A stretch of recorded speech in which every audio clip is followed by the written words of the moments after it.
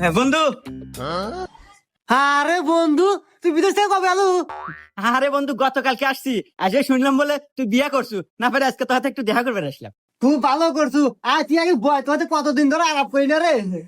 আর হ বন্ধু, ঠিকই শুনছু, আমি বিয়ে করছি।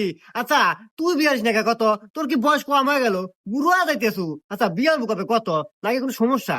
না রে দোস্ত, সমস্যা কিছুই না, আমার এই মনে কষ্ট আছে। শোন, আমি বিদেশ যাওয়ার আগে একটা মেয়ের সাথে আমার সম্পর্ক হয়েছিল, তার সাথে আমার সবকিছু হয়ে গেছে।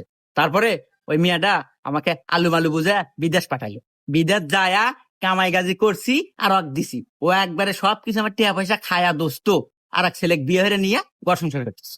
ইস রে বন্ধু, কষ্ট লাগলো। আর কি কমু কয়া, এই যুগের মেয়েরা সবাই সবাই ডুপ্লিকেট। একজনের সম্পর্ক হলে সবকিছু হলে আর একজনের বিয়ে নিয়ে থাকে। হে আন্দাজে বন্ধু, আমি বউটো পাচ্ছি একবার নিখুঁত, লাখে দুটো পাওয়া যাবে কিনা সন্দেহ। চাঁদের গায়ে কলম আছে, আমার বইয়ে